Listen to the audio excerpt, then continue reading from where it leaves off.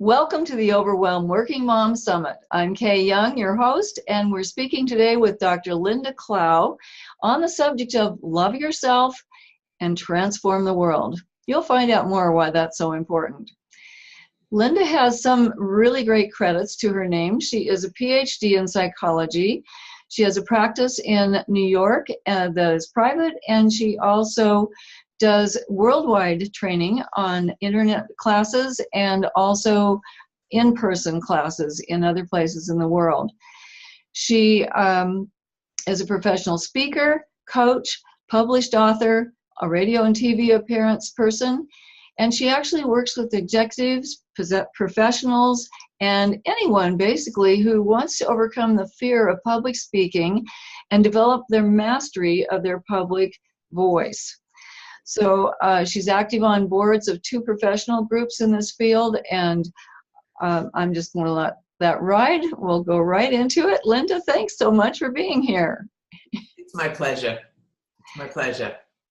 And I'm really interested to hear, because I would like to know what brought you to this subject, because this is a subject that is really kind of on the QT for women in these days, and I understand there's a path that you followed to get there.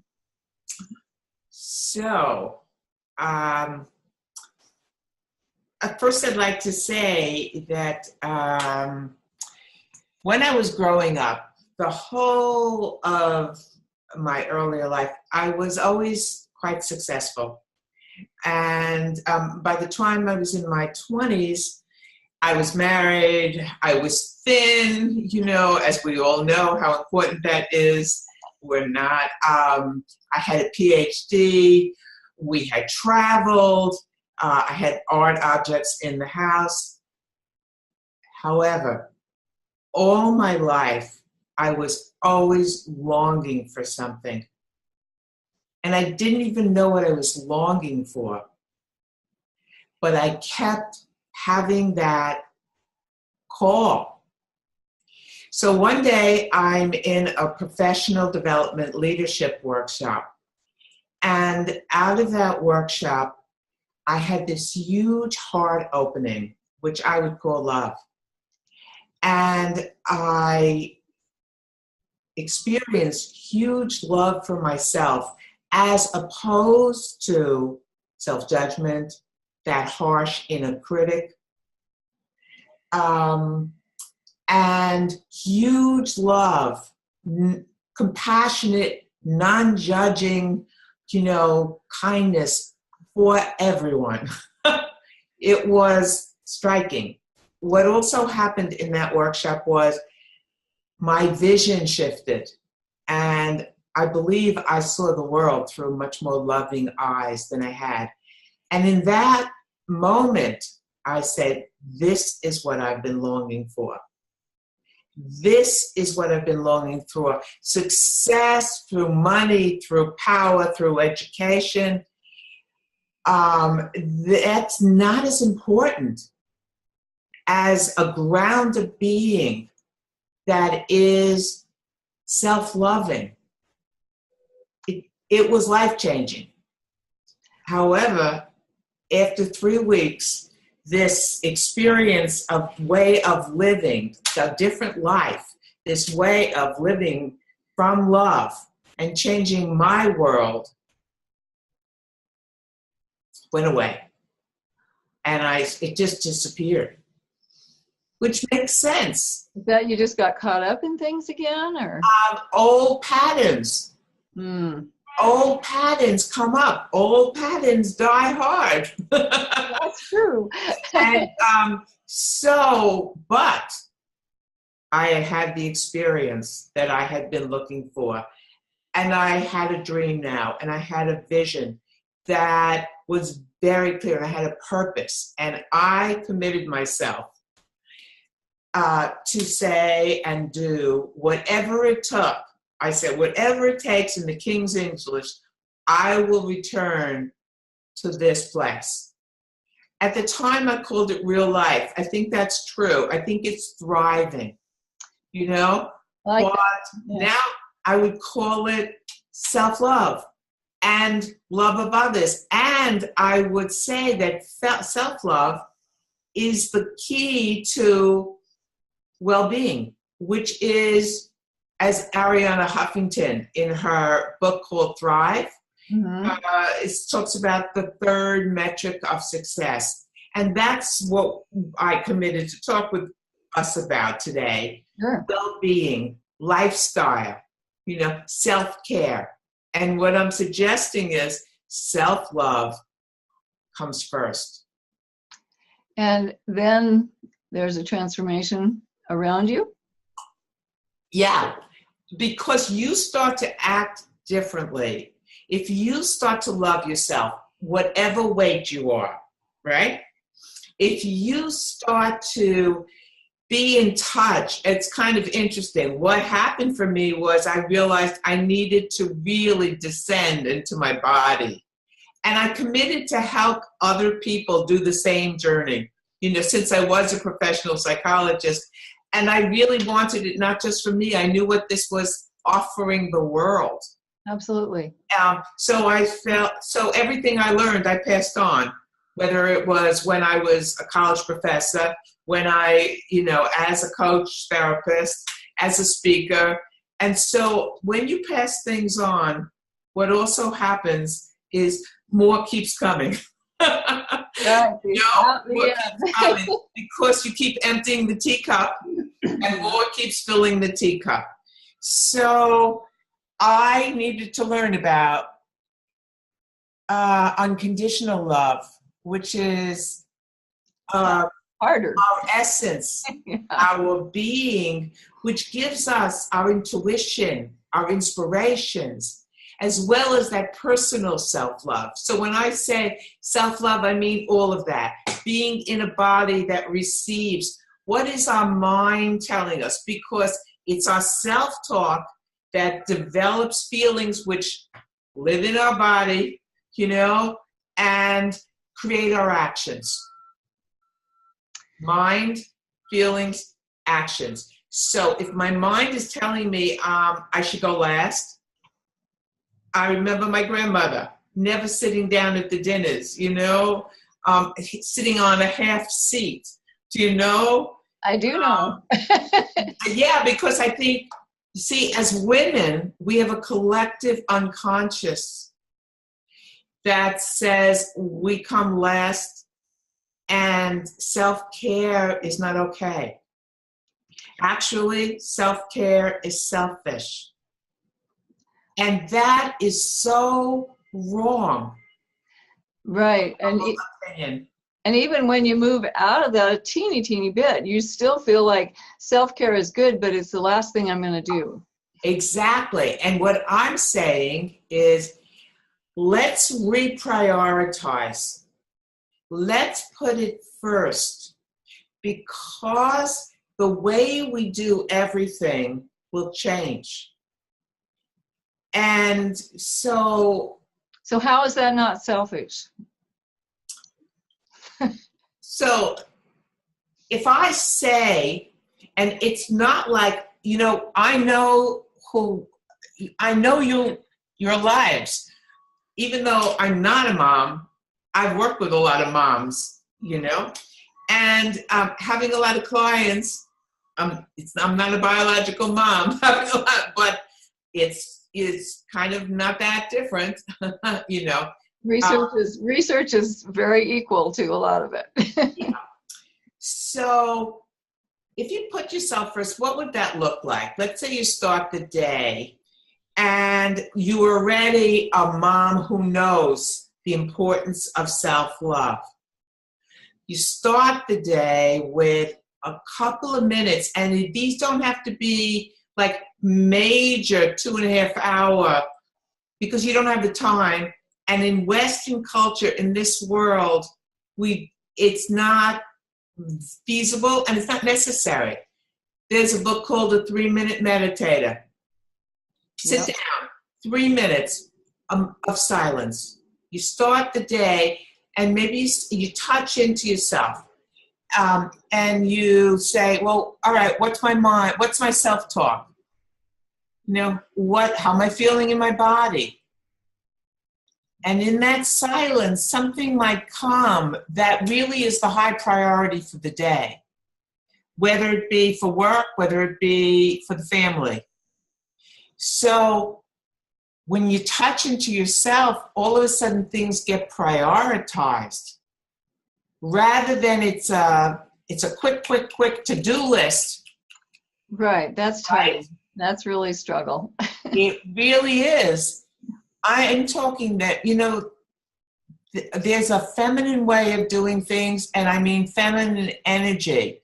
I don't mean body form, you know. And there's a masculine way of doing things. And we've come far with the masculine way of the to-do list. Mm-hmm. But if you live your life from a to-do list, there's resentment, there's exhaustion. That's why we're doing this summit. Yep. There's burnout.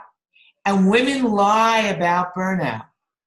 Women lie about it to be good. And what I'm saying is better if you really say, okay, if I take care of myself, it was Rabbi Hillel who said that. If I'm not for myself first, who could I be for? If I'm only, I'm plagiarizing, but, I'm paragraph, But the point is, you will not follow a rigid schedule, or the other possibility, if you're not self-loving and centered and in your own flow, is to be in chaos. So there are two extremes, rigidity and chaos. Yeah. Rigidity is like the social display rules. I should do this, and this. Chaos is when you're a victim of feelings that you can't control. So the center, which is love, says I could hold everything, I could listen to, and what's my deepest wisdom telling me right now that's a priority? And can I be in the present moment? Because if I be in this moment and then do what's in front of my face that needs to be done, then I'd be in this moment, and then I'd be in this moment, then I am in my flow. And it's what does it do for the family? Besides, the family has a role model now. The family has a role model of a vibration that says slower is better. And actually, it's Deepak Chopra in one of his books that said you live longer if you walk slower. Because it's an attitude, and you hear more. And actually, you're much more present. You'll see when you put the gears on, the flame didn't go on, Yeah. You'll be present, and you'll be present in harmony with yourself. And so then you'll be able to prioritize. Do I really need to make a vegan set of cupcakes for my child this morning? Do I really need to do that? Yes, maybe he's more allergic. Maybe I should just buy one vegan cupcake, and not make it. Maybe I should use paper plates if I don't have a dishwasher. Do you know what I mean? And you say quality time is much more important than quantity or actions. Do you see? Can you breathe already? Can you breathe with, I don't have to rush around like a fool. Can I notice that my child, my little baby, needs to be held or sung to? Mm-hmm. Because that's really, if I listen to myself, then I have the capacity, and I'm giving you a long answer here, but I just want to make one last point. If I listen to myself, then I become what Winnicott, a psychiatrist, a British psychiatrist, called a good enough mother. Did you ever hear that term? Yes. A good enough mother is not a perfect mother. And all you have to be in life, whether you're at work or at home, is human. not try to be perfect, right? That's a real stumbling block. I've dealt with that. I know that about myself, and so it worked. And I know that about a lot of people, including myself, before this epiphany experience that I had, this massive revelation. But I've really, in the process of slowing down and practicing a few things that really resonated for me, you move. And what does a good enough mother do? Besides listen to herself, she can be a loving container for her child, or at work, a team member, or somebody she's supervising. What does it mean with a child, though? It means to really listen and create a safe environment for a child, and know that, and so the child feels protected, whatever age they're at, especially younger, so the child feels communicated with at a real deep level. It's a felt sense. And it's not perfect, but it's good enough so that the child starts to feel who they are and safe in the world. Yeah. And so that's an example of what, if you're already a person who loves yourself, can bring to the family. I can say more, but let's go move forward. Sure. I was going to say that a lot of people know that they're in overwhelm. Some people, not really consciously, but partially, just they deny it because they don't realize what it's doing to them. Yes. However, what's so interesting to me now, that's absolutely true, is if you really know the research in the last 30 years, women's illnesses have skyrocketed. Mm-hmm. Working women, moms with heart disease, diabetes. So that's one thing. The other thing that I'm struck with is there's a lot of research these days. Rudolph Tanzi and Deepak Chopra again wrote a book called Superbrain. There's another book coming out by a man named Dale Bredesen on the end of Alzheimer's. I heard about that. And what Dale is saying is, what's the key variable that creates cognitive deficiencies, senility, dementia, and Alzheimer's, which all could be reversed? Lifestyle. Right. Yeah. Lifestyle. That's why we're talking about well-being, the importance of well-being. And there's a difference. If you do lifestyle, I used to go to a naturopath who was a very lovely woman. And lifestyle, everybody knows you go to the gym. You got to go to the gym, right? You're dropping dead, but you got to work out. And you hate it, And it depends on what you're doing at the gym. If you're doing something that really revs your adrenaline, guess what? You're going to be really spiking your cortisol, which is not a good thing. And you're not going to even be feeling how much you need sleep. Yeah, sleep. And she would go to the gym and she would say, I have to do work on the treadmill. And a lot of us do. Or I can't stand this and I'm going to plan my dinners for the week. Not be in the present moment, which creates accidents. Yeah. Which also is coming from that not following your flow. Mm-hmm. Am I really exhausted today? Do I need to lie down for 15 minutes? So let's get to some steps. What kind of steps would we take to change our level of self-love? There are a million. So the first thing I want to say, there are a million and we don't want to do a million. No. Right? We just want to do a few because that's really what we need. Mm-hmm. So the first thing I want to say is, have the intention that you can change, that you can change your behaviors and your self-talk and even your feelings.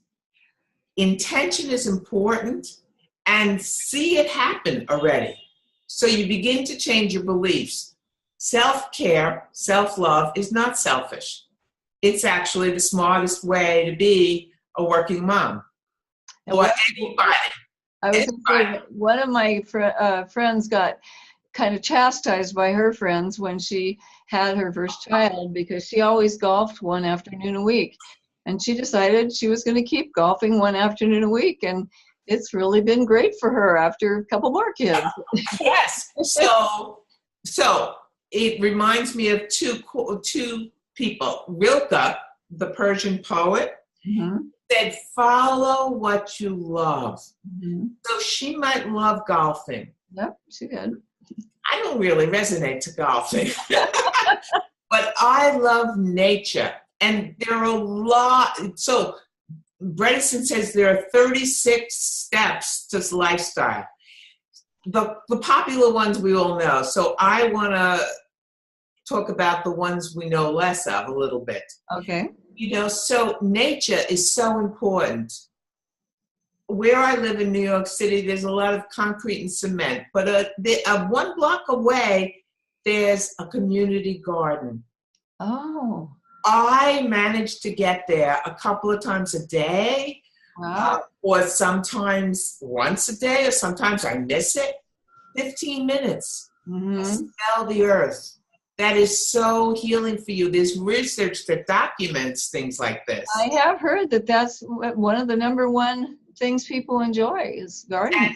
And I do, just seeing the beauty. Yes. Letting everything else go. Now, I also love museums. Now, I live in a city with a lot of them. Lots of them, yeah. And I know a mom who said, when I come to this museum, we were together in the museum, and it doesn't matter what, I feel transported. So there's that, it's like the golf. Yep. I move away from, Yep. So other tips, the simple tips, do what you love. Maybe it's art.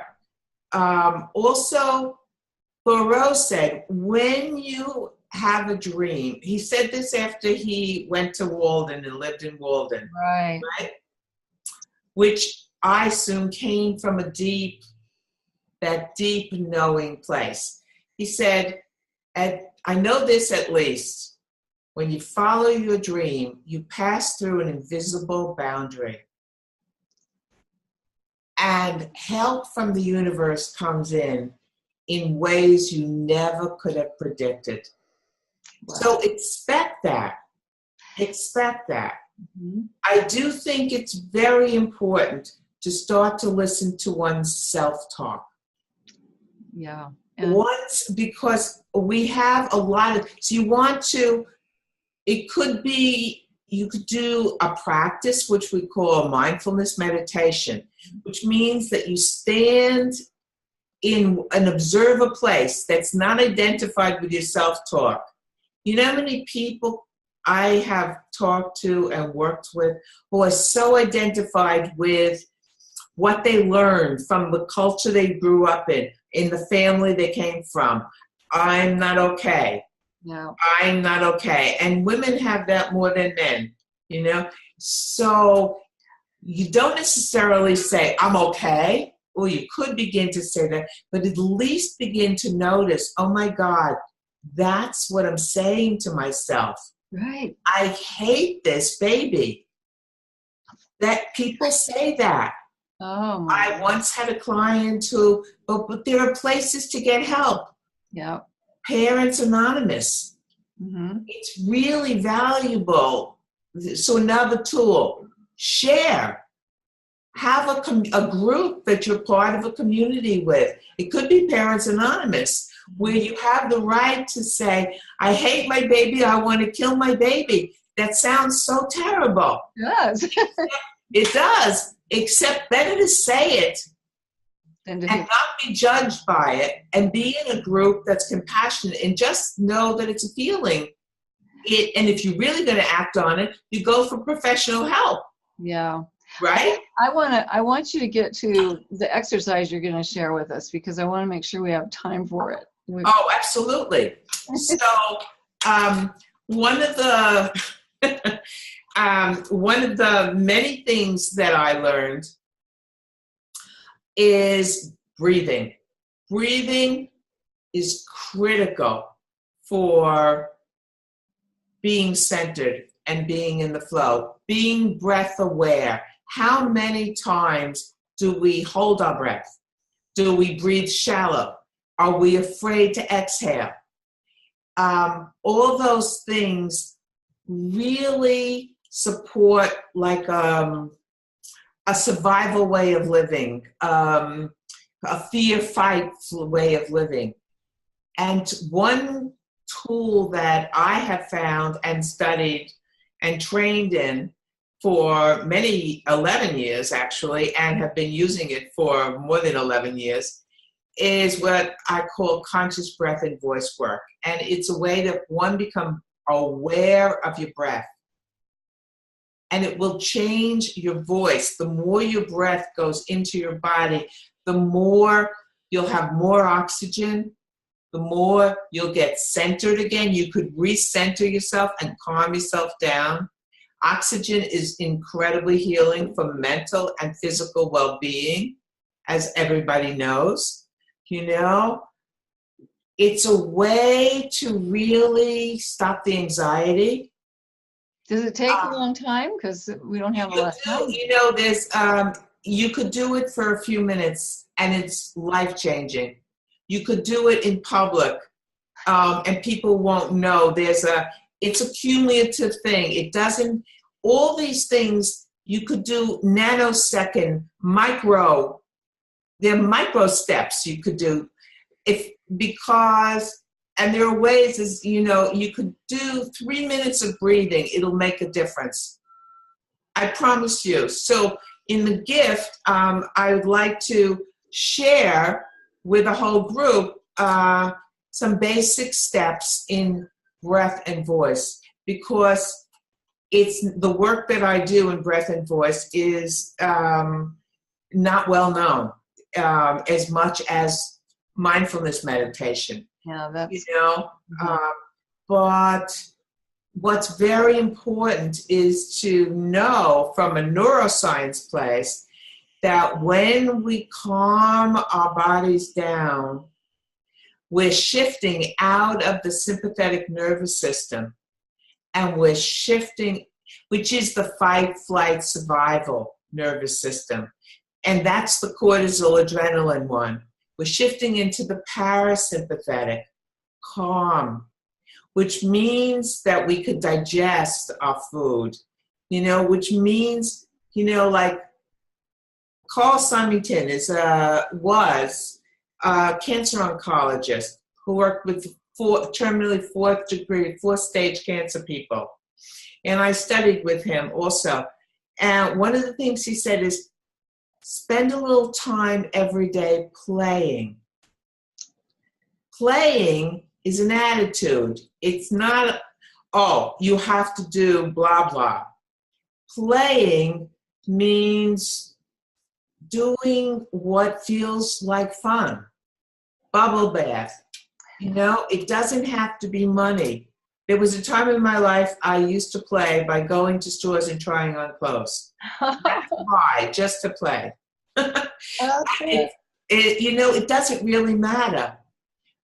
But those, but I want to mention something else. Those are important tools. And what's really important too is to come to a place where you really, in your body, in your mind, your body keeps the score, which is the name of a famous book. Your body is what holds your feelings. So if you're not listening to that channel, if you're not watching that channel, you're not going to realize how exhausted you are. That's the problem, yeah. So that's why it's important to be in your body, in your emotions, your heart, in your essence, and in your body. So maybe that means just do nothing. Come home from work, light a candle, have your family join you, turn off everything digital, and sit for a few minutes. I give that assignment to couples and invite them to bring their children because all of that's really important. And really, so the more we change ourselves, there's a lot more to say, but one thing comes to my mind. I want to say Rudy Tanzi is a researcher also on ending Alzheimer's. Alzheimer's is just the metaphor in our society for how bad it can get. Yep, that's right. And he says the same thing. It's stress. Mm-hmm. It's lifestyle. Yeah. So he mentions two things that are really easy supplements that you can buy in a health food store that I want to mention. Sure. Okay? Sure. Ashwagandha and cat's claw. Increase the immune system and reduce stress. Those are two simple things. He said, and I started doing it just by listening to him on his latest book with Deepak Chopra, Super Brain. So there's a lot of things out there, and you don't want to be overwhelmed by it, but you need to find what's right for you. So it doesn't want to be too much, but one ashwagandha and one cat's claw a day. You want to, there are other things to take. Yeah. They're more well known. So that's why I wanted to mention this. Yeah, those are lesser known. All right. So you can see, audience, that we have a lot more to learn from this woman, and we don't have time for her to tell us anymore right now. But her gift to you is a private webinar just for the people who are in our group. And so be sure to opt in on the link that there's right where you got your link to get into the webinar and to see it. It's right by her picture in her bio is the link to get the free gift. And she's going to set a date based on what works for her and for everyone else, and she'll let you know. And it will be a free webinar, maybe 30 minutes, maybe even longer. And so it's just specially for you guys. So we're really excited that you could be here today. I hope your minds are starting to open to the fact that you are the key to not only yourself, but your entire family. Whatever you accept and become will occur within your children and your husband. I've been working on that one too. So. Totally. So we want to thank you again for being with us, Lynda. It's been just a pleasure and such an interesting journey to hear this path and to recognize that this is more important than putting all that we have into everyone else and leaving ourselves out. It's been my pleasure. My pleasure. Thank you. And thank you for doing this, Kay. I feel it's really important. I hope you women are right out there taking advantage of every bit of it. And we'll see you again. Okay.